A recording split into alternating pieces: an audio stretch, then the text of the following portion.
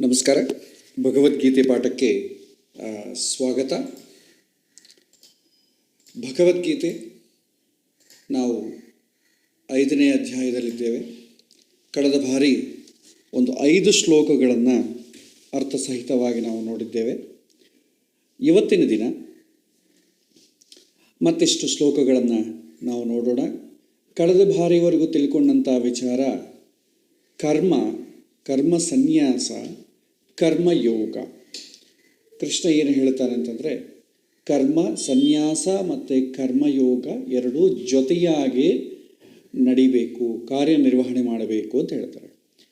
ಕರ್ಮ ಸನ್ಯಾಸ ಅಂತಂದರೆ ಒಂದು ವಿಷಯದ ಮೇಲಿರುವಂಥ ಆಸಕ್ತಿ, ಅಂದರೆ ರಾಗ ದ್ವೇಷಗಳು, ಅವುಗಳನ್ನು ಬಿಡುವುದನ್ನು ಕರ್ಮ ಸನ್ಯಾಸ ಅಂತೇವೆ. ಕರ್ಮಯೋಗ ಅಂತಂದರೆ ಯಾವ ಕೆಲಸ ಮಾಡೋದ್ರಿಂದ ನಾಲೆಡ್ಜ್ ಅಪ್ಡೇಟ್ ಆಗುತ್ತೋ ಅಥವಾ ನಾಲೆಡ್ಜನ್ನು ಪಡೆಯುವಂಥ ಕೆಲಸವನ್ನು ಮಾಡೋದನ್ನು ಕರ್ಮಯೋಗ ಅಂತ ಅಂದ್ಕೊಡ್ತೇವೆ. ಸೊ ಒಂದು ಕರ್ಮವನ್ನು ಅನುಷ್ಠಾನವೂ ಮಾಡಬೇಕು, ಕರ್ಮವನ್ನು ಸನ್ಯಾಸವೂ ಮಾಡಬೇಕು. ಎರಡೂ ಗೊಂದಲ ಅನಿಸುತ್ತೆ.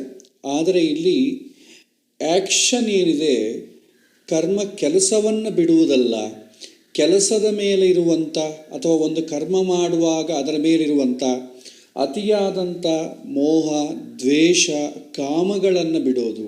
ಅಂದರೆ ಸಿಂಪಲಾಗಿ ಹೇಳಬೇಕಾದ್ರೆ ಕರ್ತವ್ಯ ಕರ್ಮಗಳನ್ನು ಮಾಡೋದು ಅಂತ ಅರ್ಥ.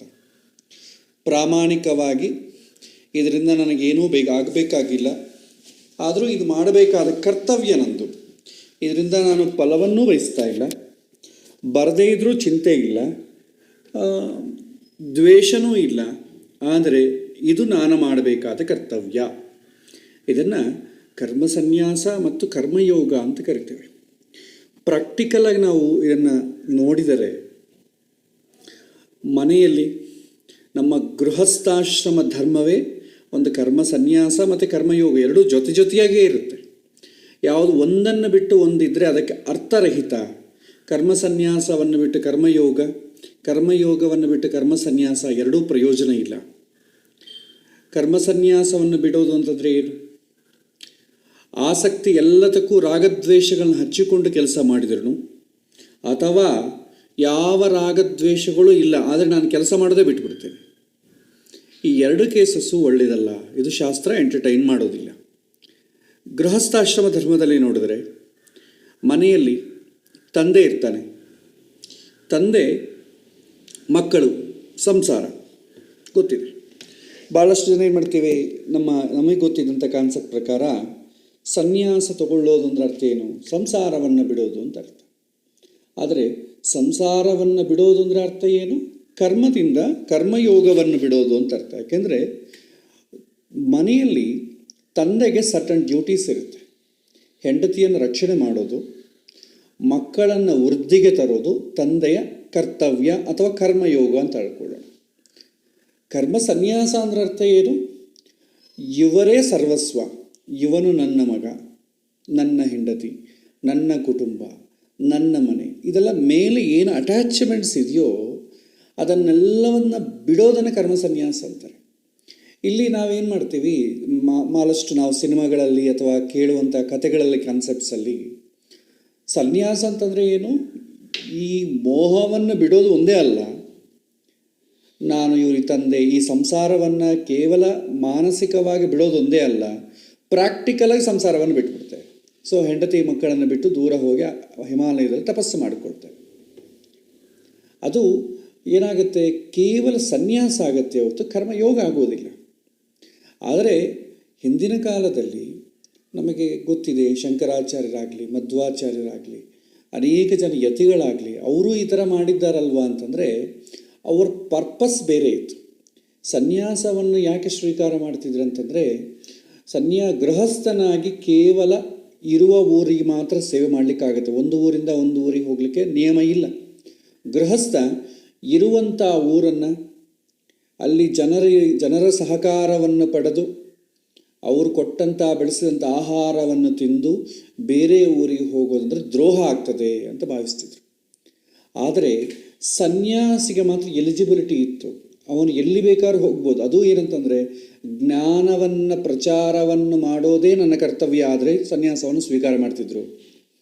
ಸಂಸಾರವನ್ನು ಬಂಧನದಿಂದ ಬಿಟ್ಟುಕೊಳ್ಳೋದಕ್ಕೆ ಯಾರೂ ಸನ್ಯಾಸವನ್ನು ಸ್ವೀಕಾರ ಮಾಡುತ್ತಿಲ್ಲ. ಮೈನ್ ಪರ್ಪಸ್ ಏನಂತಂದರೆ, ತನ್ನಲ್ಲಿರುವಂಥ ಜ್ಞಾನದಿಂದ 4 ಜನಕ್ಕೆ ವೃದ್ಧಿ ತರಬೇಕು, ಜ್ಞಾನ ಹರಡಬೇಕು ಅಂತಂಬೋ ಒಂದು ವಿಷಯಕ್ಕೆ ಮಾತ್ರ ಎಕ್ಸೆಪ್ಷನ್ ಇದೆ, ಸನ್ಯಾಸವನ್ನು ಸ್ವೀಕಾರ ಮಾಡಬಹುದು. ಆದರೆ ಗೃಹಸ್ಥ ಧರ್ಮವನ್ನು ಬಿಡ್ತೀನಿ ಅಂತಾಗಲಿ, ಇಲ್ಲ ನನಗೆ ಈ ಟೆನ್ಷನ್ಸು, ಈ ಕೆಲಸ ಇದೆಲ್ಲೇನಂತವೆ ಕರ್ಮಯೋಗ, ಇದನ್ನೆಲ್ಲ ನಾನು ಯಾವುದೂ ಮಾಡೋದಿಲ್ಲ, ನಾನು ಬೇಕಾದ್ರೆ 4 ಜನಕ್ಕೆ ಹೇಳ್ತೀನಿ ಹೊತ್ತು ನಾನೇನೂ ಮಾಡೋದಿಲ್ಲ ಅಂಥವ್ರನ್ನೇಂತೀವಿ ನಾವು? ಆಚಾರ್ಯರು ಅನ್ನೋದು. ಆಚಾರ್ಯರು ಅಂದ್ರೇನು? ಸ್ವಯಂ ಆಚರತೆ ಇತಿ ಆಚಾರ್ಯ. ಯಾರು ತಾನು ಮಾಡಿ ಸಮಾಜಕ್ಕೆ ಮಾರ್ಗದರ್ಶನವನ್ನು ತೋರ್ತಾರೋ ಅವನ್ನ ಆಚಾರ್ಯರು ಅಂತೇವೆ. ಸೊ ಏನಾಗ್ತದೆ, ಬರೀ ಸಂಸಾರವನ್ನು ಬಿಟ್ಟಿದ್ದೇನೆ, ಎಲ್ಲರೂ ಹೀಗೆ ಮಾಡಬೇಕು ಅಂತ ಹೇಳ್ತೇನೆ, ಆದರೆ ನಾನು ಮಾಡೋದಿಲ್ಲ, ಅದನ್ನು ಆಚಾರ್ಯವಂತರು ಅಂತ ಅನ್ನೋದಿಲ್ಲ, ದುರಾಚಾರ್ಯ ಅಂತಂತಾರೆ. ಮಾಡಬೇಕಾದ ಕೆಲಸ ಮಾಡೋದಿಲ್ಲ. ಸೊ ಹಾಗಾಗಿ ತಂದೆ ಮಕ್ಕಳಿಗೆ, ಮನೆ, ಹೆಂಡತಿ, ಫ್ಯಾಮಿಲಿ ಎಲ್ಲರನ್ನ ಕೂಡ ತನ್ನ ಕರ್ತವ್ಯ ಏನಿದೆ ಅದನ್ನು ಮಾಡಲೇಬೇಕು. ಅದು ಕರ್ಮಯೋಗ. ಕರ್ಮ ಸನ್ಯಾಸ ಅಂತಂದರೆ ಅದರ ಮೇಲಿರುವಂಥ ಓವರ್ ಅಟ್ಯಾಚ್ಮೆಂಟನ್ನು ಬಿಡಬೇಕು.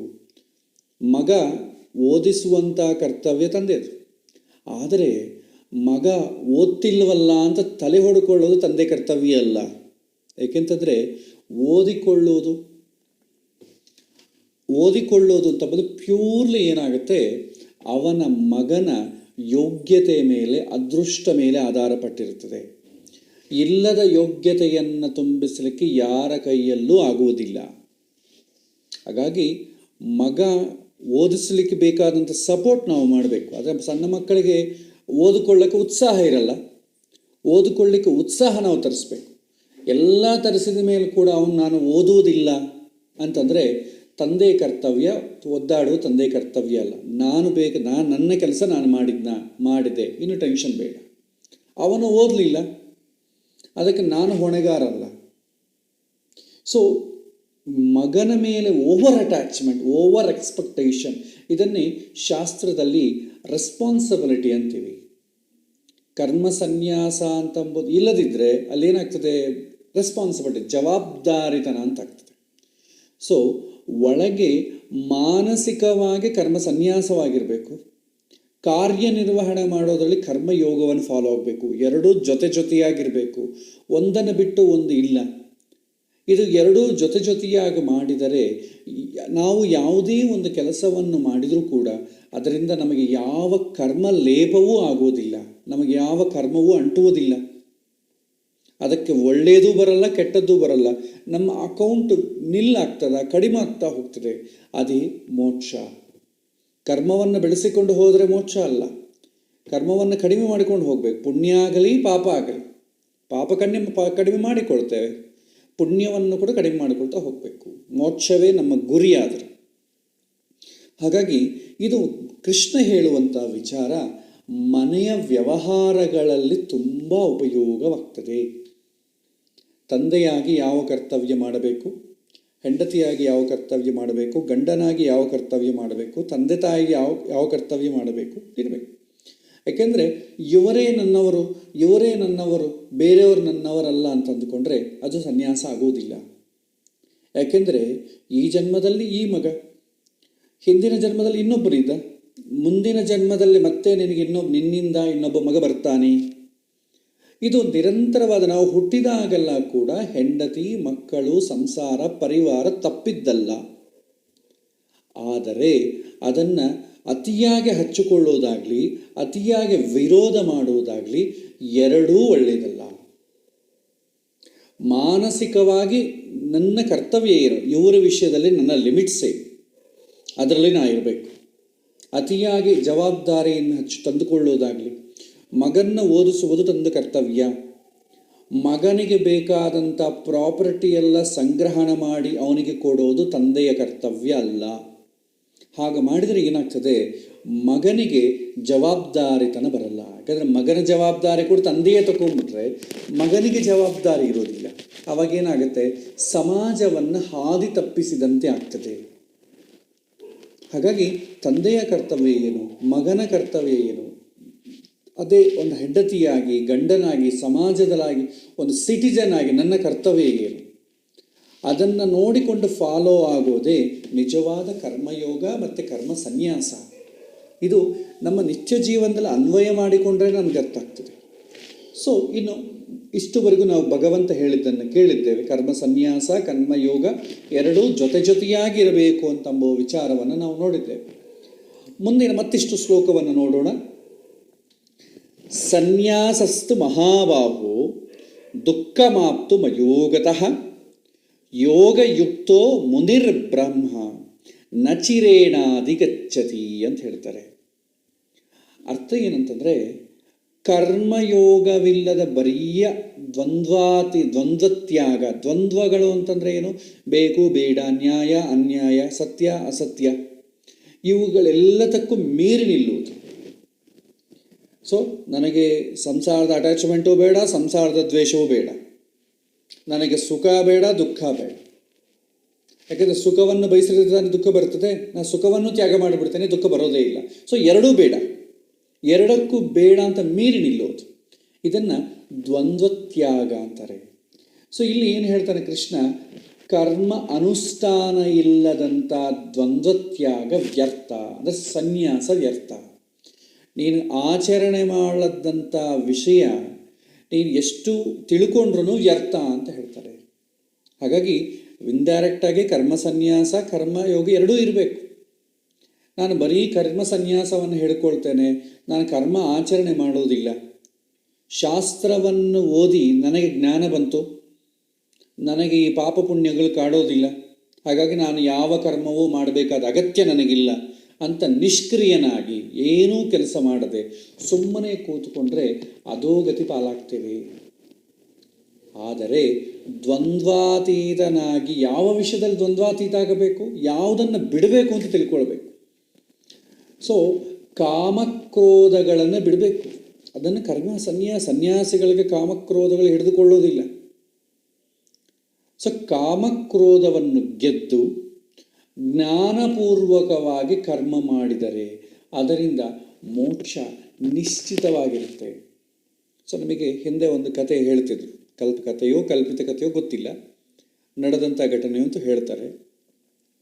ಹಿಂದೆ ವಿಶ್ವಾಮಿತ್ರರು, ವಸಿಷ್ಠ ಮಹರ್ಷಿಗಳು ಆಶ್ರಮ ಹತ್ತಿರ ಇದ್ದಾಗ ವಸಿಷ್ಠ ಮಹರ್ಷಿಗಳ ಹೆಂಡತಿ ಪಾಪ ವಿಶ್ವಾಮಿತ್ರನಿಗೆ ಪಾಪ ಒಬ್ಬನೇ ಇರ್ತಾನೆ, ಏನಾದರೂ ಹಣ್ಣು ಹಂಪಲಗಳು ತಗೊಂಡು ಕೊಡೋಣ ಅಂತ ಅವರ ಆಶ್ರಮಕ್ಕೆ ಹೋಗುವಾಗ ಮಧ್ಯದಲ್ಲಿ ಒಂದು ದೊಡ್ಡ ನದಿ ಹರಿತಾ ಇರುತ್ತೆ ಇದ್ದಕ್ಕಿದ್ದಂತೆ. ಆ ಕಡೆ ಹೋಗ್ಲಿಕ್ಕೆ ಆಗೋದಿಲ್ಲ. ಸೊ ಮತ್ತೆ ಮರಳಿ ಬಂದು ವಸಿಷ್ಠ ಮಹರ್ಷಿಗಳನ್ನ ಕೇಳ್ತಾನೆ. ಸೊ ನಾನು ಆ ಕಡೆ ಬ್ರಹ್ಮಚಾರಿಗಳಾದಂಥ ವಸಿಷ್ಠ ಮಹರ್ಷಿಗಳಿದ್ದಾರೆ, ಅವರಿಗೆ ಈ ಹಣ್ಣು ಹಂಪಲಗಳನ್ನು ಸಮರ್ಪಣೆ ಮಾಡಿ ಬರಬೇಕು, ಈಗ ನದಿ ಹಿಂಗೆ ಹೋಗ್ತಾ ಇದೆ, ಏನು ಮಾಡಲಿ ಅಂತ ಕೇಳ್ತಾರೆ.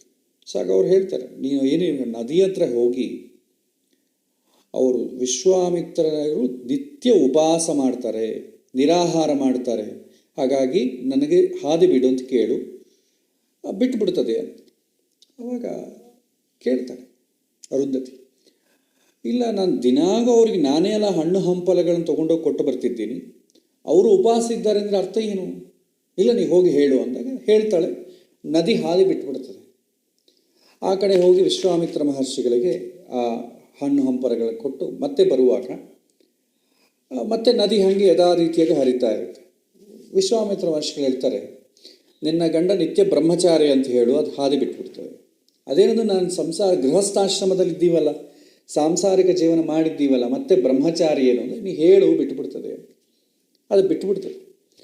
ಇದು ಏನು ಈ ವಿಚಿತ್ರ ಅಂತ ಕೇಳಿದಾಗ ವಸಿಷ್ಠ ಮಹರ್ಷಿಯನ್ನು ಹೇಳ್ತಾರೆ, ಸೊ ಈ ಊಟವನ್ನು ಮಾಡುವುದು ಅಂತಂದರೆ ಕೇವಲ ಶರೀರಕ್ಕೆ ಮಾತ್ರವೇ, ಮನಸ್ಸಲ್ಲಿ ಊಟ ಮಾಡಬೇಕು ತಿನ್ನಬೇಕು ಅಂತಂಬೋದು ಅವ್ರಿಗಿಲ್ಲ. ಸೊ ಮನಸ್ಸಿನಲ್ಲಿ ಅವ್ರಿಗೆ ಏನೂ ತಿನ್ನಬೇಕು ಅಂತ ಇಲ್ಲ, ಆದ ಕಾರಣ ಅವರು ಉಪವಾಸ ವ್ರತವನ್ನು ಮಾಡ್ತಾ ಇದ್ದಾರೆ. ಯಾರಿಗೋಸ್ಕರ ಊಟ ಮಾಡಿಸ್ತಿದ್ದಾರೆ? ಕೇವಲ ಶರೀರ ನಿಂತುಕೊಳ್ಳಿಕ್ಕೋಸ್ಕರ, ಶರೀರಕ್ಕೋಸ್ಕರ ಕೊಡ್ತಾ ಇದ್ದಾರೆ. ಅವರ ಶರೀರವನ್ನು ಕೂಡ ತಾವು ಅಂತ ಅಂದ್ಕೊಳ್ತಾ ಇಲ್ಲ. ಹಾಗಾಗಿ ಸತ್ಯವೇ ಅದು. ಮತ್ತು ನೀವು ಬ್ರಹ್ಮಚಾರಿಗಳಲ್ಲ, ಅಲ್ಲಲ್ಲ, ಗೃಹಸ್ಥರಲ್ವಲ್ಲ. ನಾನು ಸಂಸಾರದ ಯಜ್ಞವನ್ನು ಮಾಡಿದೆ, ನನ್ನ ಕರ್ತವ್ಯ, ಗಂಡನಾಗಿ ನನ್ನ ಕರ್ತವ್ಯ. ಹಾಗಾಗಿ ಅದನ್ನೇ ತಲೆಯಾಗಿಟ್ಟುಕೊಳ್ಳೋದಿಲ್ಲ ನೀನು. ನನ್ನ ಮನಸ್ಸಿನಲ್ಲಿ, ನನ್ನ ಹೃದಯದಲ್ಲಿ, ನನ್ನ ಬುದ್ಧಿಯಲ್ಲೆಲ್ಲ ಕೂಡ ನಾನು ಮಾಡಬೇಕಾದ ಕರ್ತವ್ಯ ನಿಜವಾಗಿ ಏನು, ಮನಸ್ಸು ಏನು ಕೆಲಸ ಮಾಡಬೇಕು, ಬುದ್ಧಿಯ ಕರ್ತವ್ಯ ಏನು, ಜ್ಞಾನದ ಕರ್ತವ್ಯ ಏನು, ಜೀವದ ಕರ್ತವ್ಯ ಏನು, ಅದ್ರಿಗೆ ಬೇಕಾದ ಅದು ಮಾಡ್ತಾ ಇದೆ. ಹಾಗಾಗಿ ಸಂಸಾರ ನನ್ನೊಳಗಿಲ್ಲ, ನನ್ನಿಂದ ಸಂಸಾರ ಆಯಿತಷ್ಟೇ ಅಂತ ಹೇಳ್ತಾರೆ. ಈ ಥರ ಅಂದರೆ ಇಲ್ಲಿ ಉದ್ದೇಶ ಏನಂತಂದರೆ, ಮಾನಸಿಕವಾದ ಕ್ರಿಯೆಯೇ ಬೇರೆ ಇರುತ್ತೆ, ಶಾರೀರಿಕವಾದ ಕ್ರಿಯೆಯೇ ಬೇರೆ ಇರುತ್ತೆ. ಶಾರೀರಿಕವಾದ ಕ್ರಿಯೆ ಕರ್ತವ್ಯ ಆಗ್ತದೆ, ಮಾನಸಿಕವಾಗಿರುವಂಥ ಕ್ರಿಯೆ ಸನ್ಯಾಸ ಆಗ್ತದೆ. ಅಂದರೆ ಓವರ್ ಅಟ್ಯಾಚ್ಮೆಂಟ್ ಮನಸ್ಸಲ್ಲಿ ಇಟ್ಟುಕೊಳ್ಳಬಾರ್ದು. ಓನ್ಲಿ ನನ್ನ ಕೆಲಸ ನಾನು ಮಾಡಬೇಕು. ಸಿಂಪಲಾಗಿ ವ್ಯವಹಾರದಲ್ಲಿ ಅರ್ಥ ಆಗಬೇಕಾದ್ರೆ, ನನ್ನ ಮಗನನ್ನು ಪ್ರಯೋಜನಕ್ಕೆ ತರುವುದು ನನ್ನ ಕರ್ತವ್ಯ, ಅವನಿಗೆ ಬೇಕಾದಂಥದ್ದೆಲ್ಲ ಕೂಡ ಪ್ರೊವೈಡ್ ಮಾಡೋದು ನನ್ನ ಕರ್ತವ್ಯ ಅಲ್ಲ. ಅದಕ್ಕೂ ಲಿಮಿಟೇಷನ್ ಇದೆ. ಮಕ್ಕಳ ಬೆಳವಣಿಗೆಗೆ ಎಷ್ಟು ಬೇಕು ಅಷ್ಟನ್ನೇ ಕೊಡಬೇಕು. ಜಾಸ್ತಿ ಕೊಟ್ಟಂತೆ ಅಂದರೆ ಹಾದಿ ತಪ್ತಾರೆ. ಈಗ ಒಂದು ಮರಕ್ಕೆ ಸಣ್ಣ ಒಂದು ಗಿಡ ಬೆಳೀತಾ ಇದೆ, ಅದಕ್ಕೆ ಎಷ್ಟು ನೀರು ಹಾಕಬೇಕು ಅಷ್ಟೇ ಹಾಕಬೇಕು. ಜಾಸ್ತಿ ಅದು ಹೇಳುತ್ತೆ ಸತ್ತು ಹೋಗ್ತದೆ. ಜಾಸ್ತಿ ನೀರನ್ನು ಹಾಕಿದರೆ ಸತ್ತು ಹೋಗ್ತದೆ. ಕಡಿಮೆ ನೀರು ಹಾಕಿದ್ರೂ ತುಂಬ ಕಷ್ಟ. ಅದಕ್ಕೆ ಎಷ್ಟು ಬೇಕೋ ಅಷ್ಟು ಹಾಕಬೇಕು. ಎಷ್ಟು ಬೇಕೋ ಅಷ್ಟು ಹಾಕಿದರೆ ಕೆಳಗೆ ಬೇರುಗಳು ನೀರು ಎಲ್ಲೆಲ್ಲಿದೆ ಅಂತ ಹೋಗಿ ಹುಡುಕ್ಲಿಕ್ಕೆ ಹೋಗ್ತದೆ, ಅರಳುತ್ತದೆ. ನೀವು ದಿನಾಗೂ ನೀರು ಅದಕ್ಕೆ ಸಪ್ಲೈ ಮಾಡ್ತಾ ಇದ್ರೆ ನೀರು ಯಥಾ ರೀತಿ ಸಿಗ್ತಾ ಇದಲ್ವ, ಮತ್ತು ಬೇರುಗಳು ಅರಳೋ ಕೆಲಸ ಬಿಟ್ಟು ಬಿಡ್ತದೆ. ಏನೋ ಗಾಳಿ ಮಳೆ ಬಂದರೆ ಕೆಳಗಡೆ ಬೇರುಗಳು ಅರಳಿರೋದಿಲ್ಲ, ಆದ ಕಾರಣ ಅದು ಬಿದ್ದು ಸತ್ತೋಗ್ತದೆ.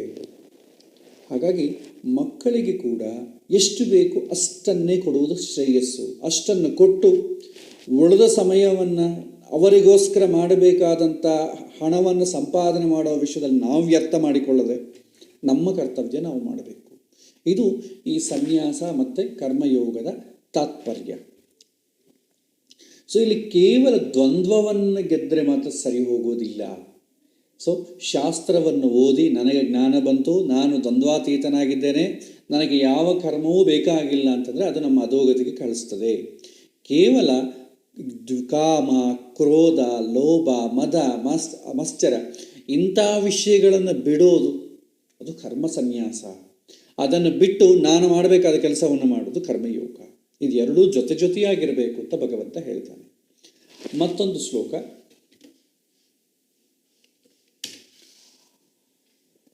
ಯೋಗಯುಕ್ತೋ ವಿಶುದ್ಧಾತ್ಮ. ಒಂದು ನಿಮಿಷ.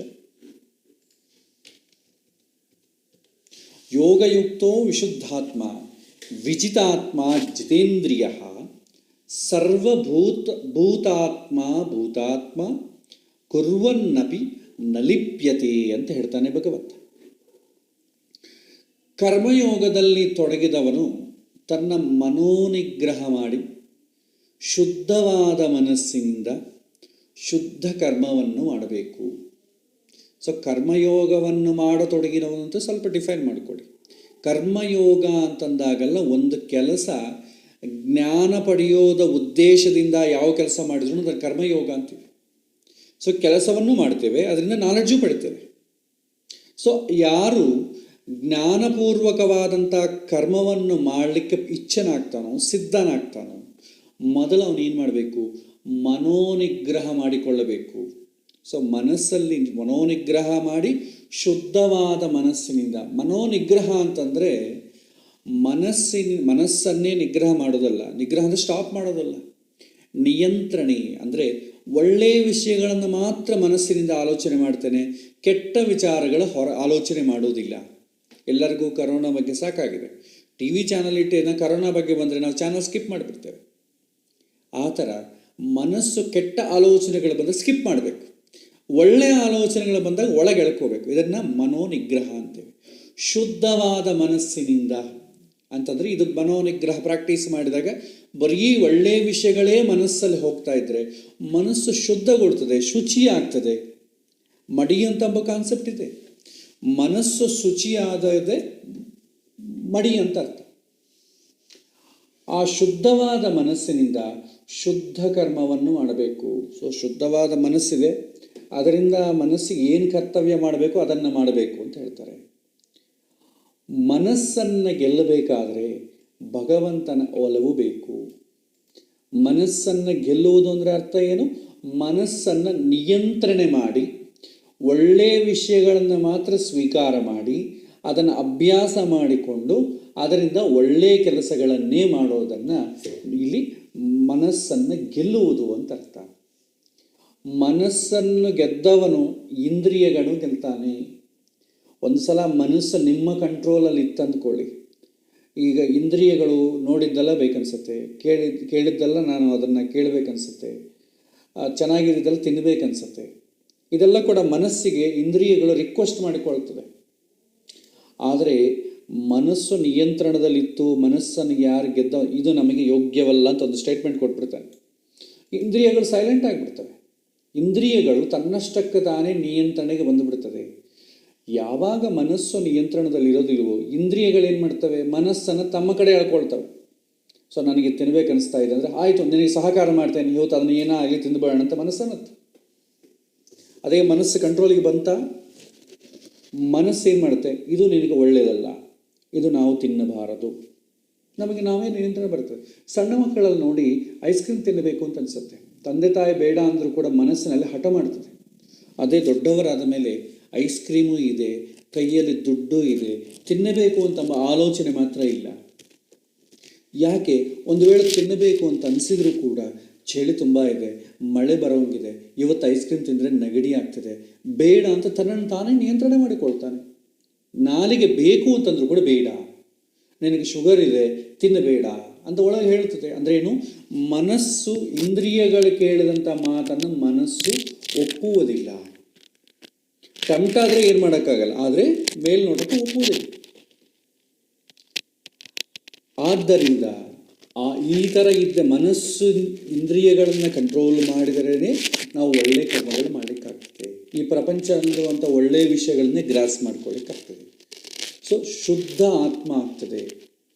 ಆವಾಗ ಸರ್ವಭೂತಗಳಿಗೂ ಆತ್ಮಭೂತನಾದ ಭಗವಂತನೇ ನನ್ನ ಆತ್ಮ ಎನ್ನುವಂಥ ಅರಿವಾಗ್ತದೆ. ಸರ್ವಗತ, ಎಲ್ಲ ಕಡೆ ಇರುವವನು, ಸರ್ವ ನಿಯಾಮಕ ಭಗವಂತ ನನ್ನೊಳಗೆ ಇದ್ದಾನೆ. ಅವನೇ ಈ ವಿಶ್ವ ನಿಯಾಮಕನಾಗಿ ವಿಶ್ವದಲ್ಲಿ ತುಂಬಿದ್ದಾನೆ. ಜಗತ್ತನ್ನು ನಿಯಂತ್ರಣ ಮಾಡುವಂಥ ಅನಂತ ಶಕ್ತಿ ಅಣೋರಣೀಯವಾಗಿ ನನ್ನ ಜೀವಸ್ವರೂಪದೊಳಗೂ ತುಂಬಿದೆ ಅನ್ನುವಂಥ ಅನುಷ್ಠಾನ ನಮ್ಮಲ್ಲಿರಬೇಕು. ಇದು ಬಂದ್ಬಿಡ್ತದೆ. ಮನಸ್ಸು ಯಾವಾಗ ನಾವು ಗೆಲ್ತೀವೋ, ಮನಸ್ಸಿನ ಹಿಡಿತಕ್ಕೆ ಇಂದ್ರಿಯಗಳು ಬರ್ತದೋ, ಆವಾಗ ಈ ಒಂದು ಅನುಷ್ಠಾನ ಮಾನಸಿಕವಾಗಿ ಬಂದುಬಿಡ್ತದೆ. ಇಲ್ಲಿ ಕರ್ಮ ಸನ್ಯಾಸ ಮತ್ತು ಕರ್ಮಯೋಗ ಎರಡನ್ನೂ ಬೆರೆಸಿ ಜೀವನದಲ್ಲಿ ಕರ್ಮಾನುಷ್ಠಾನ ಮಾಡಬೇಕು ಅಂತ ಕೃಷ್ಣ ವಿವರಣೆ ಮಾಡಿದ್ದಾನೆ. ನಮ್ಮ ದೈನಂದಿನ ಜೀವನದಲ್ಲಿ ಈ ರೀತಿಯ ಕರ್ಮಾನುಷ್ಠಾನ ಅಂತಂದರೆ ಏನು ಎನ್ನುವುದನ್ನು ವಿವರಣೆಯನ್ನು ಶ್ಲೋಕಪೂರ್ವಕವಾಗಿ ಭಗವಂತ ಕೊಡ್ತಾನೆ. ನೈವ ಕಿಂಚಿತ್ ಕರೋಮಿತಿ ಯುಕ್ತೋ ಮನ್ಯೇತ ತತ್ವವಿತ್ ಪಶ್ಯನ್ ಶೃಣ್ವನ್ ಸ್ಪೃಶನ್ ಜಿಗ್ರನ್ ಅಶ್ನನ್ ಗಚ್ಚನ್ ಸ್ವಪನ್ ಶ್ವಸನ್ ಪ್ರಲಪನ್ ವಿಸೃಜನ್ ಗೃಹನ್ ವಿಶನ್ ನಿಮಿಷನ್ ನಪಿ ಇಂದ್ರಿಯಾರ್ಥೇಷು ವರ್ತಂತ ಇತಿ ಧಾರಯನ್ ಅಂತ ಹೇಳ್ತಾರೆ. ಅದರ ಅರ್ಥ ಏನಂತಂದರೆ, ನಮ್ಮ ಜೀವನದಲ್ಲಿ ಮಾಡುವಂಥ ಅನುಷ್ಠಾನಗಳು ನಾವು ಏನೇನು ಮಾಡ್ತೇವೆ?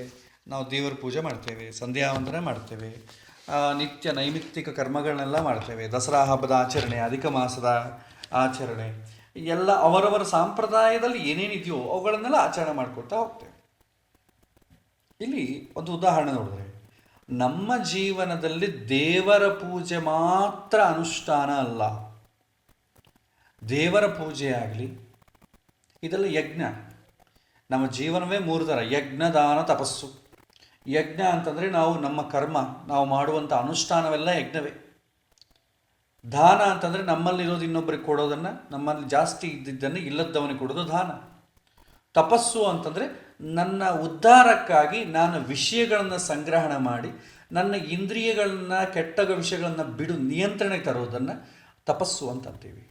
ನಾವು ಮಾಡುವಂಥದ್ದಿದೆ, ನಾವು ಮಾಡುವಂಥ ಪ್ರಯತ್ನ ಕೂಡ ಇದೆ. ಸೊ ಇಲ್ಲೇನು ಹೇಳ್ತಾರೆ, ಕೇವಲ ನಾವು ಮಾಡುವಂಥ ಯಾವುದೋ ಒಂದು ಆ್ಯಕ್ಟಿವಿಟಿ ಮಾತ್ರ ಅನುಷ್ಠಾನ ಅಲ್ಲ. ನಾವು ಅನುಷ್ಠಾನ ಮಾಡಿಕೊಳ್ತೇವೆ ಅಂತಂದರೆ ಯಾವುದೋ ಒಂದು ಮಾಡೋದಲ್ಲ. ನಮ್ಮ ಪ್ರತಿಯೊಂದು ನಡೆಯೂ ಕೂಡ ಒಂದು ಕರ್ಮಯೋಗವಾಗಬೇಕು. ಕರ್ಮಯೋಗ ಅಂತಂದರೆ ಮತ್ತೆ ಅದನ್ನೇ ಡಿಕೋಡ್ ಮಾಡಿ, ಕರ್ಮಯೋಗ ಎಂಬ ಶಬ್ದ ಬಂದಾಗೆಲ್ಲ ಡಿಕೋಡ್ ಮಾಡಬೇಕು. ಸೊ ಜ್ಞಾನಕ್ಕೋಸ್ಕರವಾಗಿ ಕರ್ಮ, ಅಥವಾ ಯಾವ ಕರ್ಮ ಜ್ಞಾನವನ್ನು ಕೊಡುತ್ತೋ ಅದನ್ನು ಕರ್ಮಯೋಗ ಅಂತೀವಿ. ಸೊ ನಮ್ಮ ಪ್ರತಿಯೊಂದು ನಡೆಯೂ ಕೂಡ ಒಂದು ಕರ್ಮಯೋಗ ಆಗಬೇಕು. ಒಂದು ಕೆಲಸವನ್ನು ಮಾಡಿ ಅದರಿಂದ ಜ್ಞಾನವನ್ನು ಪಡೆಯೋ ಥರ ಇರಬೇಕು. ಯಾವುದೋ ಕಾಲ ವಿಶೇಷದಲ್ಲಿ ಮಾತ್ರ ದೇವರ ಪೂಜೆ ಮಾಡೋದಲ್ಲ, ದಾನವನ್ನು ಮಾಡೋದಲ್ಲ.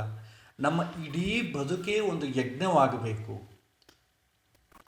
ಈಗ ನಾವೇನು ಮಾಡ್ತೇವೆ, ಅಧಿಕ ಮಾಸ ಬಂತ ದಾನ ಮಾಡ್ತೇವೆ, ಮತ್ತೆ ಮತ್ತೆ ಮಾಡುವುದಿಲ್ಲ. ಯಾವ ಸಮಯದಲ್ಲಿ ಏನು ದಾನ ಮಾಡಬೇಕು ಅಷ್ಟು ಮಾಡಿಬಿಡ್ತೇವೆ. ಯಾವುದಾದ್ರೂ ಹಬ್ಬ ಹರಿದಿನಗಳು ಬಂತ ಪಕ್ಕದ ಮನವನ್ನು ಕರೆದು 2 ಎಲೆ, 1 ಬಾಳೆಹಣ್ಣು, 1 ರೂಪಾಯಿ 10 ರೂಪಾಯಿ ದಕ್ಷಿಣೆ ಇಟ್ಕೊಂಡು ಕಳಿಸಿಬಿಡ್ತೇವೆ. ಹಬ್ಬ ಆಯಿತಾ, ನಾವು ಮಾಡಿದ್ದನ್ನು ಯಾರು ಹಂಚಿಕೊಂಡು ತಿಂತೇವೆ. ಸೊ ಈ ಥರ ಏನಾದರೂ ವರ್ಷಾಬ್ದಿಕಗಳಾಯಿತಾ, ದಾನವನ್ನು ಪ್ರಿಸ್ಕ್ರೈಬ್ ಮಾಡಿದ್ದಾರಾ, ಮಾಡ್ತೀವಿ. ಇವಾಗೆಲ್ಲ ಡೈಲ್ಯೂಟ್ ಆಗ್ತಾಯಿದೆ. ಹಿಂದೆ ಪ್ರತಿಯೊಂದಕ್ಕೂ ಒಂದು ಅರ್ಥ ಇತ್ತು. ಬ್ರಾಹ್ಮಣ ಜೀವನ ಮಾಡಬೇಕಲ್ಲ, ಬ್ರಾಹ್ಮಣ ವ್ಯಾಪಾರ ಮಾಡೋಂಗಿಲ್ಲ, ಬ್ರಾಹ್ಮಣ ದೇಹಿ ಅನ್ನಬಾರ್ದು, ಬ್ರಾಹ್ಮಣ ಭಿಕ್ಷಾಟನ ಮಾಡಬೇಕು ಅಂತಿದೆ. ಆದರೆ ಭಿಕ್ಷಾಟನ ಅವನ ಲೈಫ್ ಸ್ಟೈಲ್ ಆಗಿರ್ಬೇಕಷ್ಟೇ. ಅಷ್ಟೇ ಆಗಲಿ, ಅವನು ಭಿಕ್ಷಾಟನ ದೇಹಿ ಅಂತ ಅರ್ಥಿಸಬಾರ್ದು. ಸೊ ಹಾಗಾಗಿ ಹಿಂದಿನ ಕಾಲದಲ್ಲಿ ಏನು ಮಾಡ್ತಿದ್ರು, ಪೌರೋಹಿತರನ್ನು ಕರೆಸಿ ಅವರ ಹತ್ರಿಂದ ಮಾರ್ಗದರ್ಶನವನ್ನು ಪಡೆದು ಅವರಿಗೆ ಬೇಕಾದಂಥ ಸತ್ಕಾರವನ್ನು ಊರಲ್ಲಿರೋರು ಮಾಡ್ತಿದ್ರು. ಅವರಾಗಿ ಅವನೇನು ಸಂಪಾದನೆ ಮಾಡ್ಕೊಳ್ಳೋಂಗಿಲ್ಲ. ಆ ಥರ ಅವನ ವ್ಯಾಪಾರ ಭಾವದಿಂದ ಮಾಡಿದರೆ ಅವನು ನಮಗೆ ಮಾರ್ಗದರ್ಶನ ಮಾಡಲಾರ. ಪೇಯ್ಡ್ ಸರ್ವಿಸ್ ಮಾಡಿದರೆ ಮಾರ್ಗದರ್ಶನ ಏನಿದೆ, ಅವನಿಗೆ ಯಾವುದು ಹಿತವೋ ಅದನ್ನು ಹೇಳ್ತಾನೆ. ಪೌರೋಹಿತ ಇದ್ದಾನೆ, ಪೌರೋಹಿತ ನಮ್ಮ ಹಿತನ್ನು ಯಾವಾಗ ನೋಡ್ತಾನೆ, ಅವನು ಕಂಟೆಂಟ್ಮೆಂಟ್ ಆಗಿದ್ದಾಗ. ಅವನನ್ನು ನಾವು ನೋಡಿಕೊಳ್ಳೋದಿಲ್ಲ ಅಂತಂದರೆ ಅವನು ಪೇಯ್ಡ್ ಸರ್ವಿಸ್ ಮಾಡ್ತಾನೆ. ಪೇಯ್ಡ್ ಸರ್ವಿಸ್ ಮಾಡೋ ಅವನ ಉದ್ದೇಶ ಏನಿರುತ್ತೆ, ಈ ಕಾರ್ಯಕ್ರಮ ಮಾಡಿಸಿದ್ರೆ ನನಗೆ ಎಷ್ಟು ದುಡ್ಡು ಬರ್ಬೋದು, ಇದು ಎಲ್ಲಿ ಪೇ ಮಾಡಬೇಕು, ಎಲ್ಲಿ EMI ಕಟ್ಟಬೇಕು, ಅವನಿಗೂ ಒಂದು ಸಂಸಾರ ಇದಲ್ವಾ, ಮಕ್ಕಳನ್ನು ಓದಿಸ್ಬೇಕಲ್ವ.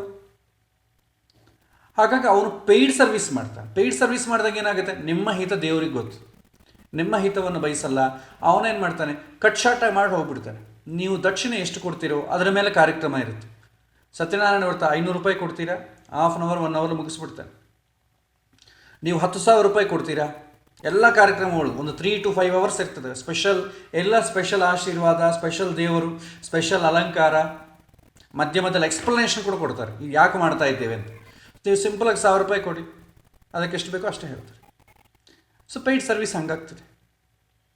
ಅದೇ ಅವನು ಏನನ್ನೂ ಅರ್ಥಿಸದೆ ನೀವು ಒಳ್ಳೆಯದಾಗಿದ್ದರೆ ಸಾಕು, ನಿಮ್ಮ ಹತ್ರದಿಂದ ನಾನು ಏನೂ ಬಯಸ್ತಾ ಇಲ್ಲ ಅಂತಂಬೋದು ಅವನಿಗೆ ಬರಬೇಕು. ಅದು ಯಾವಾಗ ಬರುತ್ತೆ, ಅವನಿಗೆ ಏನು ಬೇಕೋ ನಾವು ಪ್ರೊವೈಡ್ ಮಾಡಿದಾಗ, ಅವನು ಕೇಳೋದಕ್ಕಿಂತ ಮುಂಚಿತವಾಗಿ ಪ್ರೊವೈಡ್ ಮಾಡಿದಾಗ. ಅದಕ್ಕೆ ಹಬ್ಬ ಹರಿದಿನಗಳಲ್ಲಿ ಯಾವುದೇ ಒಂದು ಷೋಡಶ ಸಂಸ್ಕಾರದಲ್ಲಿ ಬ್ರಾಹ್ಮಣನಿಗೆ ದಾನ ಮಾಡಬೇಕು ಅಂತಂಬ ಕಾನ್ಸೆಪ್ಟ್ ಇಟ್ಟಿದ್ದು ಇದಕ್ಕಾಗಿ. ಅದು ಇವತ್ತು ಟ್ರ್ಯಾಕ್ ತಪ್ಪಿ ಹೋಗ್ತಾ ಇದೆ. ಕೊಡಬೇಕಂತ ಮನಸ್ಸು ನಮಗೂ ಇರೋದಿಲ್ಲ. ಅವನು ಪಾಪ ಅವನ ಜೀವನ ಮಾಡಬೇಕು, ಯಾಕೆಂದರೆ ಅವನನ್ನು ವ್ಯಾಪಾರವಾಗಿ ತಳ್ಳೋದು ಯಾರು, ನಾವೇ. ಒಂದು ಕಾರ್ಯಕ್ರಮವನ್ನು ಕರೆಸಿ ಅವ್ರಿಗೆ ಎಷ್ಟು ಬೇಕೋ ಅಷ್ಟು ಅವನನ್ನು ತೃಪ್ತಿಪಡಿಸಿಬಿಟ್ರೆ, ತೃಪ್ತಿಪಡಿಸೋದ್ರೆ ನನ್ನ ಉದ್ದೇಶ. ಅವನು ಬೇಸಿಕ್ ಗೃಹಸ್ಥಾಶ್ರಮ ಧರ್ಮ ನೆಡಲಿಕ್ಕೆ ಎಷ್ಟು ಬೇಕೋ ಅಷ್ಟೇ. ಅವನಿಗೆ 50,000 100,000 ಕೊಡಬೇಕು ಅಂತಲ್ಲ, ಅವನ ಮನೆಗೆ ಏನು ಬೇಕಿದೆ. ಅದಕ್ಕೆ ಹಿಂದಿನ ಕಾಲ ಎಲ್ಲ ಕೂಡ ಆಹಾರ ಪದಾರ್ಥಗಳನ್ನು ಕೊಡ್ತಾಯಿದ್ರು. ಅಕ್ಕಿ, ಬೇಳೆ, ಪ್ರತಿಯೊಂದಕ್ಕೂ ಪುರೋಹಿತರಿಗೆ ಸೇರಬೇಕು ಅಂತ ಯಾಕೆ ಹೇಳ್ತಾರೆ. ಅಕ್ಕಿ ಪುರೋಹಿತರಿಗೆ ಸೇರಬೇಕು, ಬೇಳೆ ಎಲ್ಲ ಕಾಯಿಪಲ್ಯಗಳು ಅವನಿಗೆ ಸೇರ್ತದೆ. ಯಾಕೆಂದರೆ ಆ ಮೂಲಕವಾಗಿ ಅವನು ನಾವು ಕೊಡ್ತೇವೆ ಭಗವಂತನ ರೂಪದಲ್ಲಿ. ಅದು ಈಗ ಹೋಗಿದೆ, ಈಗ ದ್ರವ್ಯ ಬಂದಿದೆ. ನಾವು ಕೊಡೋದೆಲ್ಲ ಕೂಡ ಯಾವುದಕ್ಕೂ ಉಪಯೋಗ ಬಾರದಂತ ಕೊಡ್ತೇವೆ, ಹಣವನ್ನು ಕೊಡ್ತೇವೆ. ಆ ಹಣವನ್ನು ಅವನ ಆಹಾರ ದ್ರವ್ಯಗಳಿಗೆ ಉಪಯೋಗ ಮಾಡದೆ ಯಾವುದ್ಯಾವುದು ಐಹಿಕ ಸುಖಕ್ಕೋಸ್ಕರ ಉಪಯೋಗ ಮಾಡಿಕೊಳ್ತಾನೆ. ಪೇಯ್ಡ್ ಸರ್ವಿಸ್ ಇನ್ನೂ ಜಾಸ್ತಿ ಆಗಿಬಿಡ್ತದೆ. ಇದನ್ನು ಪ್ರೋತ್ಸಾಹಿಸೋದು ನಾವೇ. ಹಿಂದಿನ ಕಾಲದಲ್ಲಿ ಏನು ಹೊಸ ಯಾರಾದರೂ ಮದುವೆ ಆದರೆ ಉಡುಗೊರೆಯನ್ನು, ಬಟ್ಟೆಗಳನ್ನು ಇಂಥದ್ದು ಕೊಡ್ತಾ ಇದ್ವಿ, ಪಾತ್ರೆಗಳನ್ನು, ಅವ್ರಿಗೆ ಗೃಹಸ್ಥಾಶ್ರಮ ಧರ್ಮಕ್ಕೆ ಏನು ಬೇಕೋ ಅದು ಕೊಡ್ತಾ ಇದ್ವಿ. ಈಗ ಏನಿಲ್ಲ, ಎಲ್ಲ ಒಂದು ದುಡ್ಡು ಕಳಿಸಿಬಿಡ್ತಾ ಇದ್ದೇವೆ, ಒಂದು ಕವರಲ್ಲಿ ದುಡ್ಡು ಇಟ್ಟು ಕೊಟ್ಟು ಬಿಡ್ತಾ ಇದ್ದೇವೆ. ಅವನು ಅದಕ್ಕೆ ಬಳಸೋದಿಲ್ಲ, ಬೇರೆ ಯಾವುದಕ್ಕನ್ನ ಬಳಸ್ತಾನೆ. ಕೊಡೋ ಉದ್ದೇಶ ಏನಿದೆ, ಯಾವುದಕ್ಕಾಗಿ ಕೊಡ್ತೇವೆ, ಅವ್ರಿಗಿಲ್ಲ ಅಂತ ಕೊಡ್ತೇವೆ, ಅವ್ರಿಗೆ ಕ್ಷೇಮ ಆಗಲಿ ಅಂತ ಕೊಡ್ತೇವೆ. ಸೊ ಎಲ್ಲ ವಿಷಯಗಳು ತಪ್ಪಿ ಹೋಗ್ತಾ ಇದೆ. ಸೊ ಜೀವನದಲ್ಲಿ ಪ್ರತಿಯೊಂದು ಒಂದು ಯಜ್ಞವಾಗಿ ನಡಿಬೇಕು. ಅದು ದೇವರ ಪೂಜೆ ಆಗಬಹುದು, ನಾವು ಮಾಡುವಂಥ ಯಾವುದೇ ಆ್ಯಕ್ಟಿವಿಟಿ ಆಗ್ಬೋದು. ಆಫೀಸಲ್ಲಿ ಉದ್ಯೋಗ ಆದರೂ ಕೂಡ ದೇವರ ಪೂಜೆ ಇದ್ದಂಗೆ. ಇಲ್ಲಿ ಕರ್ಮಾನುಷ್ಠಾನ ಮಾಡುವವನು, ನಾನಾಗಿ ಏನೂ ಮಾಡುತ್ತಿಲ್ಲ, ನನ್ನದು ಇಚ್ಛಾಪೂರ್ವಕ ಕೃತಿ, ಬರೀ ನಾನು ಸಂಕಲ್ಪ ಇದಷ್ಟೇ, ನನಗೆ ಹೀಗೆ ಮಾಡಬೇಕು ಅಂತ ಇದೆ ಅಷ್ಟೇ, ಆದರೆ ನನಗೆ ಹೀಗೇ ಆಗಬೇಕು ಅಂತ ಗೆಲ್ಲಿಸಿಕೊಳ್ಳುವಷ್ಟು ಸ್ವಾತಂತ್ರ್ಯ ಇಲ್ಲ ಎನ್ನುವಂಥ ಸತ್ಯ ಗೊತ್ತಿರಬೇಕು. ಅದ್ರ ಗೊತ್ತಿದೆ, ನಮ್ಮ ಕೈಯಲ್ಲಿ ಏನೂ ಇಲ್ಲ, ನಾವು ಕೇವಲ ನಿಮಿತ್ತ ಮಾತ್ರ, ನಮ್ಮ ಕೈಯಿಂದ ಭಗವಂತ ಕೆಲಸ ಮಾಡಿಸ್ತಾನೆ ಅಂತ ಹೇಳ್ತೇವೆ. ನಾವು ಮಾಡಬೇಕು ಎಂದುಕೊಂಡದ್ದನ್ನು ನಮ್ಮಿಂದ ಮಾಡಲು ಆಗುವುದಿಲ್ಲ, ನಾವು ಬಯಸಿದ್ದು ಸಿಗುವುದಿಲ್ಲ, ಫಲದಲ್ಲಿ ನಮಗೆ ಸ್ವಾತಂತ್ರ್ಯ ಇಲ್ಲ. ಮಗು ವಿಷಯದಲ್ಲಿ ನೋಡಿ, ಮಗುವಿಗೆ ಹಸುವಾಗ್ತದೆ, ಆದರೂ ಸ್ವಾತಂತ್ರ್ಯ ಇಲ್ಲ. ತಾಯಿ ಮಗುವನ್ನು ಎತ್ತಿಕೊಂಡು ತಿನ್ನಿಸಬೇಕು, ಹಾಲು ಕುಡಿಸಬೇಕು. ಮಗು ತನ್ನಷ್ಟಕ್ಕೆ ತಾನು ಏನು ಮಾಡ್ಕೊಳ್ಳೋದಿಲ್ಲ, ಆದರೆ ತಾಯಿ ತನ್ನ ಇಚ್ಛೆಗೆ ಮಗು ಇಚ್ಛೆಗೆ ತಕ್ಕಂತೆ ತಾನು ಅನುಕೂಲ ಮಾಡಿಕೊಡ್ತಾಳೆ. ಭಗವಂತನೂ ಇಷ್ಟೇ, ನಮಗೆ ಅನುಕೂಲಕ್ಕೆ ತಕ್ಕಂತೆ ಭಗವಂತ ರೆಸ್ಪಾಂಡ್ ಆಗ್ತಾನೆ. ನಮಗೆ ಸ್ವಾತಂತ್ರ್ಯ ಇಲ್ಲ, ಭಗವಂತನಿಗೆ ಸ್ವಾತಂತ್ರ್ಯ ಇದೆ. ಇದನ್ನು ನೆನಪಿಟ್ಕೋಬೇಕು.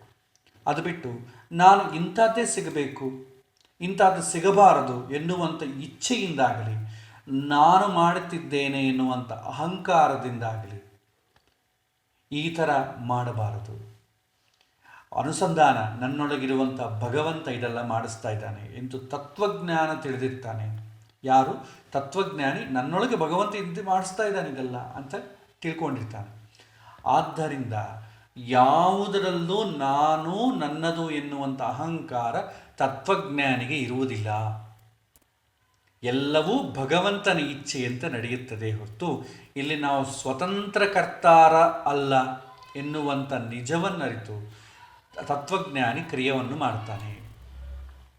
ಇಲ್ಲಿ ಹೇಳ್ತಾರೆ ಪಶ್ಯನ್ ಅಂತಂದ್ರೆ ನೋಡುವಾಗ, ಶೃಣ್ವನ್ ಕೇಳುವಾಗ, ಸ್ಪೃಶನ್ ಇನ್ನೊಬ್ಬರನ್ನು ಮುಟ್ಟುವಾಗ, ಜಿಗ್ರನ್ ವಾಸನೆ ನೋಡುವಾಗ, ಅಶ್ನನ್ ತಿನ್ನುವಾಗ, ಗಚ್ಚನ್ ತಿರುಗುವಾಗ, ಸ್ವಪನ್ ಅಂದರೆ ಮಲಗುವಾಗ, ಶ್ವಸನ್ ಉಸಿರಿನಲ್ಲಿ, ಪ್ರಲಪನ್ ಮಾತಾಡುವಾಗ, ವಿಸೃಜನ್ ನಾವು ವಿಸರ್ಜನೆಯನ್ನು ಮಾಡುವಾಗ, ಗೃಹಣನ್ ಸ್ವೀಕಾರ ಮಾಡುವಾಗ, ಉನ್ಮಿಷನ್ ತೆರೆಯುವಾಗ, ನಿಮಿಷನ್ ಮುಚ್ಚುವಾಗ. ಹೀಗೆ ತನ್ನೆಲ್ಲ ಕ್ರಿಯೆಯಲ್ಲಿ ಕೂಡ ತಾನು ಏನೂ ಮಾಡ್ತಾ ಇಲ್ಲ, ತಾನು ಮಗು ಇದ್ದಂತೆ ನನ್ನ ಕೈಯಲ್ಲಿ ಭಗವಂತ ಮಾಡಿಸ್ತಾ ಇದ್ದಾನೆ. ಈ ಅರಿವು ತತ್ವಜ್ಞಾನಿಗಿರುತ್ತೆ. ಉದಾಹರಣೆಗೆ ನೋಡೋಣ, ನಾವು ಒಂದು ಹೂವಿನ ಒಂದು ಪರಿಮಳವನ್ನು, ಅಂದವನ್ನು ಕಣ್ಣಿಂದ ನೋಡ್ತೇವೆ, ಆಸ್ವಾದನೆ ಮಾಡ್ತೇವೆ. ಅದರ ಪರಿಮಳವನ್ನು ಮೂಗಿನಿಂದ ಮೂಸಿ ಆಸ್ವಾದಿಸ್ತೇವೆ. ಆ ಹೂವನ್ನು ಮುಡಿದು ಸಂತೋಷವನ್ನು ಪಡ್ತೇವೆ. ಆದರೆ ಈ ಹೂವನ್ನು ಸೃಷ್ಟಿದವನು ಯಾರು? ಅದಕ್ಕೆ ಆ ಹೂವಿಗೆ ಅಷ್ಟು ಅಂದವನ್ನು ಕೊಟ್ಟವನು ಯಾರು? ಆ ಹೂವನ್ನು ನೋಡುವ ಕಣ್ಣು ನಮಗೆ ಕೊಟ್ಟವನು ಯಾರು? ಇಲ್ಲಾಂದ್ರೆ ಹುಟ್ಟು ಕುರುಡಾಗಿದ್ರೆ ಏನಾಗ್ತಿತ್ತು, ನಾವು ಆ ಹೂವನ್ನು ನೋಡಲಿಕ್ಕೆ ಆಗ್ತಿದ್ದಿಲ್ಲ. ಈ ಅನುಸಂಧಾನವಿದ್ದರೆ ನೋಡುವ, ಮುಟ್ಟುವ, ಮೂಸುವ ಕ್ರಿಯೆಯಲ್ಲಿ ನನ್ನದು ಏನೂ ಇಲ್ಲ, ಭಗವಂತನಿಗೆ ಎಲ್ಲ ನೀನೇ ಕೊಡ್ತಾ ಇದ್ದೆ, ನಾನು ಸಿಂಪಲಾಗಿ ಇದನ್ನೆಲ್ಲ ತಗೊಂಡು ನಾನೇ ಮಾಡಿದ್ದೇನೆ ಅಂತ ಅಹಂಕಾರ ಪಡ್ತಾ ಇದ್ದೇನೆ. ಸೊ ಅದೇ ರೀತಿ ತಿನ್ನುವ ಕ್ರಿಯೆ ಆಗಲಿ, ಈ ಪ್ರಪಂಚದಲ್ಲಿ ಎಷ್ಟೋ ಜನ ಒಂದು ಹೊತ್ತಿಗೆ ಕೂಡ ಆಹಾರ ಇಲ್ಲದೆ ಜೀವನ ಮಾಡ್ತಾ ಇದ್ದಾರೆ. ಭಗವಂತನೇ ಇನ್ನೊಬ್ಬರ ಹತ್ರ ಕೈ ಚಾಚದೆ ನನಗೆ 3 ಹೊತ್ತು ಊಟ ಕೊಟ್ಟಿದ್ದೀಯಾ, ಧನ್ಯ, ಇನ್ನೇನು ಬೇಕು. ಇನ್ನು ನಿದ್ದೆ ವಿಚಾರದಲ್ಲಿ, ನಿದ್ದೆ ಕೂಡ ನಾವು ಭಗವಂತನ ಸಮೀಪದಲ್ಲಿ, ನಿದ್ದೆಯಲ್ಲಿ ಭಗವಂತನ ಸಮೀಪದಲ್ಲೇ ಇಡ್ತೇವೆ, ಅದಕ್ಕೆ ನಿದ್ದೆ ಬರ್ತದೆ. ಎಷ್ಟೋ ಜನ ನಿದ್ದೆ ಬರುತ್ತಾ ಇಲ್ಲ ಅಂತೇಳಿ ಎಷ್ಟೋ ಟ್ಯಾಬ್ಲೆಟ್ಸ್ ಹಾಕ್ಕೊಂಡು ಕುಡಿಬಾರ್ದೆಲ್ಲ ಕುಡಿದು ಒದ್ದಾಡ್ತಿದ್ದಾರೆ. ಮಲಗಿದ ತಕ್ಷಣ ನನಗೆ ನಿದ್ದೆ ಬರ್ತಾ ಇದೆ. ಇದು ಭಗವಂತನ ಕಾರುಣ್ಯ. ನಿದ್ದೆಯಲ್ಲಿ ನಾವು ಭಗವಂತನ ಸಮೀಪದಲ್ಲೇ ಇರ್ತೇವೆ, ಆದರೆ ಆ ಎಚ್ಚರ ನಮಗಿರುವುದಿಲ್ಲ. ಯಾಕೆಂದರೆ ಭಗವಂತ ಎಲ್ಲಿರ್ತಾನೋ ಅಲ್ಲಿ ಸಂತೋಷ ಅಷ್ಟೇ, ಇನ್ನೇನಿಲ್ಲ. ಭಾಗವತ ದಶಮಸ್ಕಂದದಲ್ಲಿ ಹೇಳ್ತಾರೆ, ನೀನು ಸಂತೋಷವಾಗಿದ್ದಿ ಅಂದರೆ ನಿನ್ನ ಪಕ್ಕದಲ್ಲಿ ಭಗವಂತ ಕೂತಿದ್ದಾನೆ. ಒಂದು ಕಾರ್ಯ ಮಾಡಿ ನಾನು ಸಂತೋಷವಾಗಿ ಫೀಲ್ ಆಗ್ತಾ ಇದ್ದೇನೆ, ನನಗೆ ತುಂಬ ಆನಂದವಾಯಿತು, ಇನ್ನೊಂದು ಸಲ ಇದು ಮಾಡಬೇಕು ಅಂತ ಅನಿಸಿತಾ ಭಗವಂತ ಅದನ್ನು ಆಕ್ಸೆಪ್ಟ್ ಮಾಡಿದ್ದಾನೆ ಅಂತ ಅಕ್ನಾಲೆಡ್ಜ್ಮೆಂಟ್ ಅದು. ನಿದ್ದೆಯಲ್ಲಿ ಇಷ್ಟುವರೆಗೂ ಕಷ್ಟ ಅನುಭವಿಸಿದವರು ಇಲ್ಲ. ನಿದ್ದೆ ಬರ್ತಾ ಇಲ್ಲ ಅಂತ ಕಷ್ಟ ಅನುಭವಿಸ್ಬೋದು, ನಿದ್ದೆಯಲ್ಲಿ ಯಾರಿಗೂ ಕಷ್ಟ ಇರೋದಿಲ್ಲ. ಸ್ವಪ್ನದಲ್ಲಿ ದುಃಖ ಬರ್ಬೋದಲ್ವಾ, ಕನಸು ಬರ್ಬೋದಲ್ವಾ. ಕನಸು ಬರೋದು ನೀವು ನಿದ್ದೆ ಏಳುವುದಕ್ಕೆ ಕೇವಲ ಒಂದು 5 ಸೆಕೆಂಡು ಅಥವಾ 1 ನಿಮಿಷದ ಮುಂಚಿತ ಭಾವ ಬರುತ್ತೆ. ಆದರೆ ಟೈಮ್ ಸ್ಪ್ಯಾನ್ ಡಿಫ್ರೆನ್ಸ್ ಇತ್ತು. ಇಲ್ಲಿ ನಮಗೆ ಒಂದು ನಿಮಿಷ ಆಯಿತು ಅಂತಂದರೆ ಕನಸಿನಲ್ಲಿ ನಿಮಗೆ 1 ವರ್ಷ ಆಗಬಹುದು. 1 ವರ್ಷದಿಂದ ನಡೆಯುವಂಥ ಟ್ರಾನ್ಸಾಕ್ಷನ್ಸ್ ಎಲ್ಲ ಕೂಡ 1 ದಿನದಲ್ಲಿ ಆಗೋಗುತ್ತೆ, 1 ನಿಮಿಷದಲ್ಲಿ ಆಗ್ತದೆ. ಈಗ ನಮಗೂ ಅಷ್ಟೇ ಅಲ್ವಾ, ನಾವು ಶ್ರಾದ್ದಾದಿಗಳನ್ನ ಮಾಡ್ತೇವೆ, ವರ್ಷಾಬ್ದಿಕ ಅಂತ ಮಾಡ್ತೇವೆ, ಮಾಸಿಕಗಳಂತ ಮಾಡ್ತೇವೆ. 1 ಮಾಸಿಕ ಅಂತಂದರೆ ನಮಗೆ 1 ಮಂತ್ ಈಸ್ ಈಕ್ವಲ್ ಟು ಜೀವನಿಗೆ 1 ಡೇ. 12 ತಿಂಗಳು ಅಂತಂದರೆ ಅವ್ರಿಗೆ 12 ದಿನ.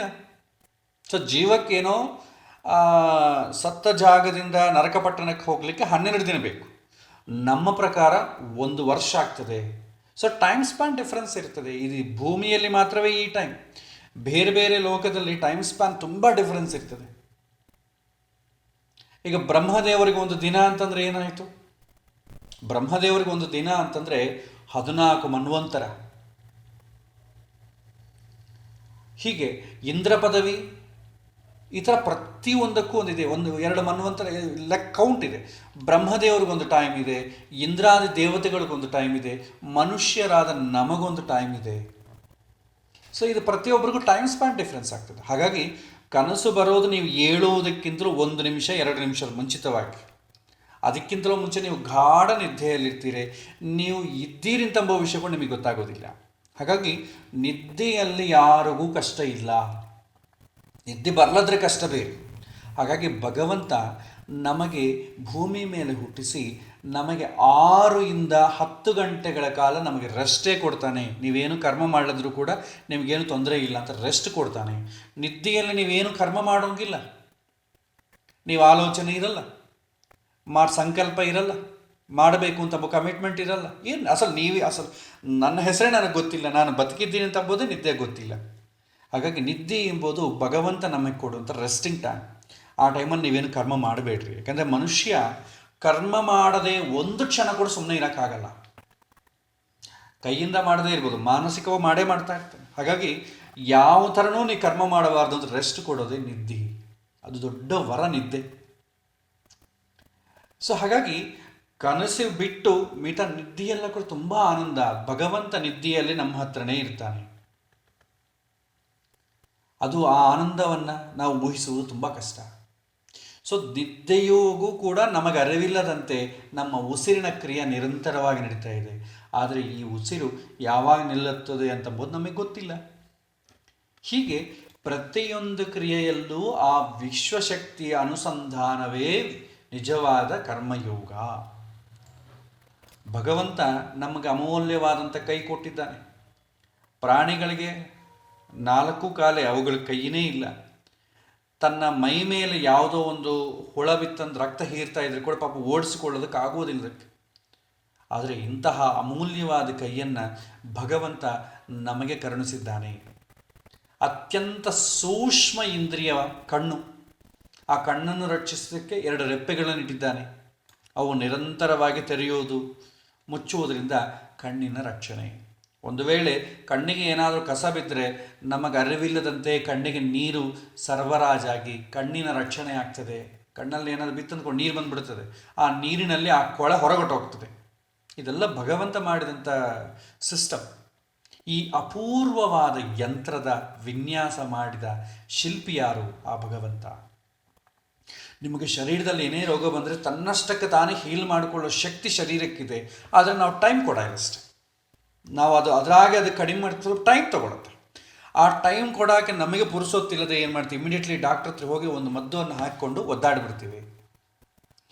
ಯಾವುದೋ ಒಂದು ಸಮಸ್ಯೆ ಜ್ವರ ಬಂತು ಅಂತಂದರೆ ಯಾವುದೋ ಒಂದು ನಮ್ಮ ಶರೀರದಲ್ಲಿ ಒಂದು ಸಿಸ್ಟಮ್ ಕೆಲಸ ಮಾಡ್ತಾ ಇಲ್ಲ, ಸ್ವಲ್ಪ ರೆಸ್ಟ್ ತೊಗೊಂಡ್ಬಿಟ್ರೆ ಅದಷ್ಟಕ್ಕೆ ಅದೇ ಹೀಲ್ ಮಾಡ್ಕೊಳ್ಬಿಡುತ್ತೆ. ಅಷ್ಟಂತ ದೊಡ್ಡ, ಯಾಕೆಂದರೆ ಭಗವಂತ ಒಳಗಿದ್ದಾನೆ.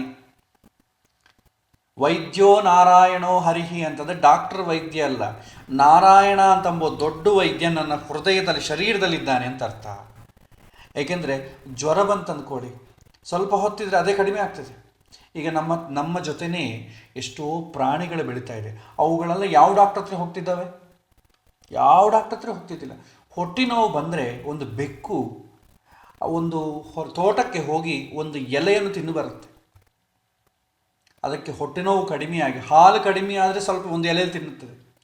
ಇದೆಲ್ಲ ಅವುಗಳಿಗೆಲ್ಲ ಕೊಟ್ಟು. ಆದರೆ ನಮಗೆ ವಿಪರೀತವಾದಂಥ ಬುದ್ಧಿವಂತಿಕೆಯಿಂದ ನಮ್ಮ ಸಿಸ್ಟಮನ್ನು ನಾವೇ ಅರಿಯದೆ ಹಾಳು ಮಾಡಿಕೊಳ್ತೇವೆ.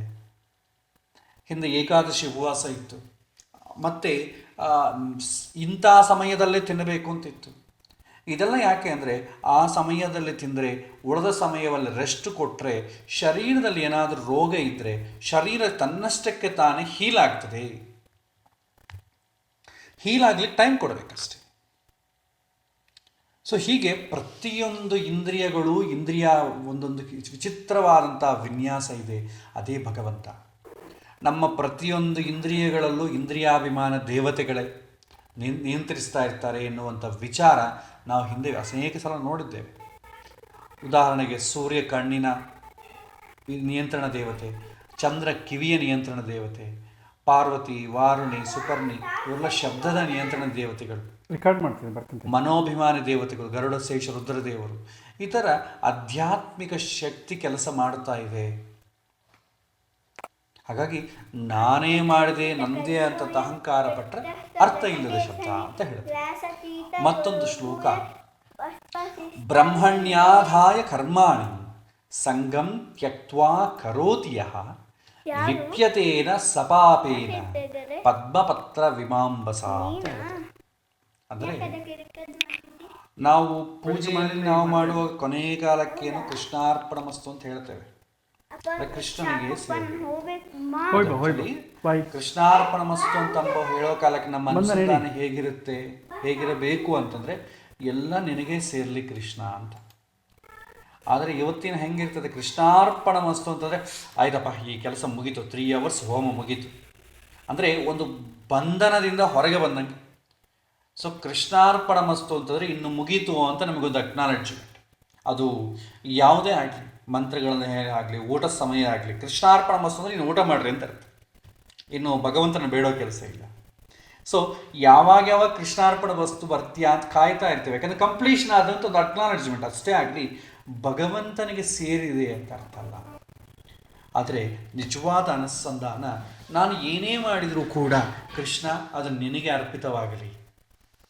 ಯಾಕೆ ನೀವು ನನಗೆ ಯಾಕೆ ಅರ್ಪಿತ ಆಗಬೇಕು ಅಂದರೆ ನನಗೆ ಬೇಕು ಅಂತಂದರೆ ನನಗೆ ಯಾವುದು ಬೇಕು ಯಾವುದು ಬೇಡವೋ ಗೊತ್ತಿಲ್ಲ, ನಿನಗೆ ಕೊಟ್ಬಿಡ್ತೇನೆ. ನನಗೆ ಯೋಗ್ಯವಾದ್ದನ್ನು ನೀನು ಕೊಡು. ನಾನು ಮನಸ್ಸು ಕೇಳೋದಲ್ಲ, ನನಗೆ ಯೋಗಕ್ಷೇಮವನ್ನು ನೋಡುತ್ತೆ ಅಂತ ನಾನು ಅಂದ್ಕೊಳ್ತಾ ಇಲ್ಲ. ನಾವೆಲ್ಲವನ್ನು ಬಯಸ್ತೇವೆ, ದುಡ್ಡು ಕೊಡೋದು ಬಯಸ್ತೇವೆ, ಐಶ್ವರ್ಯ ಕೊಡೋದು ಬಯಸ್ತೇವೆ. ಆದರೆ ಅದರಿಂದನೇ ನಮ್ಮ ಬಂಧಕ ಆಗಬಹುದು. ಎಷ್ಟೋ ಜನ ಐಶ್ವರ್ಯವನ್ನು ಸಂಪಾದನೆ ಮಾಡಿ ಏನೂ ಉಪಯೋಗ ಮಾಡಲಿಕ್ಕಾಗದೆ ದುರ್ಮರಣಗಳಾಗ್ತಾ ಇದೆ. ನೆಟ್ಟಗಿದ್ರೆ ಸರಿ ಹೋಗ್ತಾ ಇತ್ತು. ಬೇಕಾದಷ್ಟು ದುಡ್ಡು ಸಂಪಾದನೆ ಮಾಡ್ತಾನೆ, ರಾತ್ರಿ ಅವನು ಕಳ್ಳ ಬರ್ತಾನೆ, ಅವನು ಕೊಂದು ಆ ದುಡ್ಡನ್ನು ತಗೊಂಡು ಹೋಗ್ತಾನೆ. ನಮಗೆ ಗೊತ್ತಿಲ್ಲ ಆ ದುಡ್ಡು ನನ್ನ ಅಧಪಾತಾಳಕ್ಕೆ ಕಾರಣ ಆಗ್ತದೋ, ನನಗೆ ಅನುಕೂಲವಾಗ್ತದೋ ನನಗೆ ಗೊತ್ತಿಲ್ಲ. ಹಾಗಾಗಿ ನಾನು ನಿನಗೆ ಕೊಟ್ಟುಬಿಡ್ತೇನೆ, ನನಗೆ ಯೋಗ್ಯವಾದದ್ದು ಮಾತ್ರ ನನಗೆ ಕೊಡು ಅಂತ ಹೇಳ್ತೇವೆ. ಆದರೆ ಕೃಷ್ಣಾರ್ಪಣ ವಸ್ತು ಅಂತ ಹೇಳಿದ ಮೇಲೆ ಕೂಡ ನನಗೆ ಬೇಕಾದ್ದೇ ಕೊಡು ಅಂತ ಮತ್ತೆ ಭಗವಂತನನ್ನು ಕೇಳಿಕೊಡ್ತೇವೆ. ಇದು ದ್ವಂದ್ವ, ಇದು ಅರ್ಥರಹಿತವಾದಂಥ ಶಬ್ದ. ಇದರ ಅರ್ಥ ಭಗವಂತನಲ್ಲಿ ಅರ್ಪಿಸುವುದು ಅಂತ ಅರ್ಥ.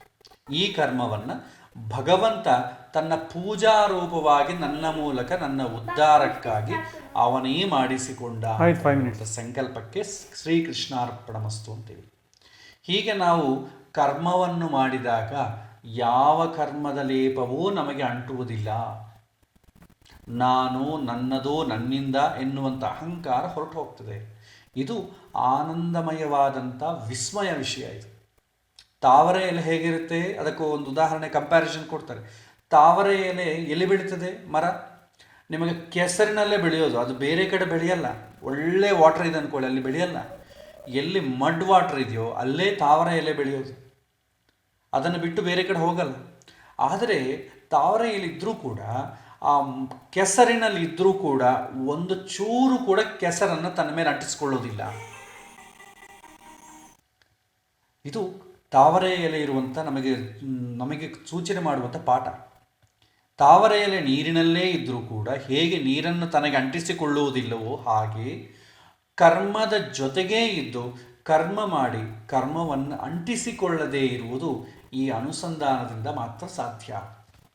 ಕೃಷ್ಣಾರ್ಪಣಮಸ್ತು ಹೇಳಿಬಿಡೋದು ಅರ್ಥ ಏನು? ನಾನು ಎಲ್ಲವನ್ನೂ ಮಾಡಿದ್ದೇನೆ, ಆದರೆ ನಿನಗೆ ಅರ್ಪಣೆ ಮಾಡಿಬಿಟ್ಟಿದ್ದೆ, ಇದು ನನಗೇನು ಬೇಡ, ನೀನು ಏನು ಕೊಡ್ತೀಯೋ ಹಂಗೆ ಕೊಡು, ನನಗೆ ಈ ವಿಷಯಗಳ ಮೇಲೆ ಅಟ್ಯಾಚ್ಮೆಂಟ್ ಬೇಡ ಅಂತ ಹೇಳುವುದು. ಸೊ ಇದು ಒಂದು ಸುಂದರವಾದಂಥ ಉದಾಹರಣೆ ಈ ತಾವರೆ ಎಲೆ. ಅದು ತಾವರೆ ಗಿಡ ನೋಡಿ, ನೀವು ಅದು ಲೋಟಸ್ ಅದು ಅಲ್ಲಿ ಬಿಟ್ಟು ಬೇರೆ ಕಡೆಯನ್ನು ಬೆಳೆಸಿ ಒಳ್ಳೆ ಕ್ಲೀನ್ ವಾಟರನ್ನು ಬೆಳೆಸಿ ಅದು ಬೆಳೆಯೋದಿಲ್ಲ. ಅದು ಯಾವಾಗೂ ಕೂಡ ಕೆಸರಿನ ನೀರಿನಲ್ಲೇ ಅಟ್ಯಾಚ್ಮೆಂಟ್ ಅದು. ಆದರೆ ಸ್ವಲ್ಪ ಕೂಡ ಕೆಸರನ್ನು ಅದು ಅಂಟಿಸಿಕೊಳ್ಳೋದಿಲ್ಲ. ಒಂದು ವೇಳೆ ತಾವರೆ ಎಲೆ ಮೇಲೆ ನೀರು ಬಿದ್ದರೂ ಕೂಡ ಕೆಳಗೆ ಬಿದ್ದೋಗ್ತದೆ, ಸ್ವಲ್ಪ ಕೂಡ ಒದ್ದೆ ಆಗೋದಿಲ್ಲ. ಆ ಥರ ಇರ್ತದೆ. ನಾವು ಕರ್ಮಗಳನ್ನು ಮಾಡಬೇಕು, ಆದರೆ ಕರ್ಮಗಳನ್ನು ಮಾಡಿದ ಮೇಲೆ ಇದಕ್ಕಿಷ್ಟು ಫಲ ಬರುತ್ತೆ, ಇದು ಬರಲೇಬೇಕು, ಇದಕ್ಕೋಸ್ಕರ ಮಾಡ್ತಾ ಇದ್ದೀನಿ ಅಂತಂಬುದು ನಮ್ಮ ಅನುಸಂಧಾನದಲ್ಲಿ ಇರಬಾರದು.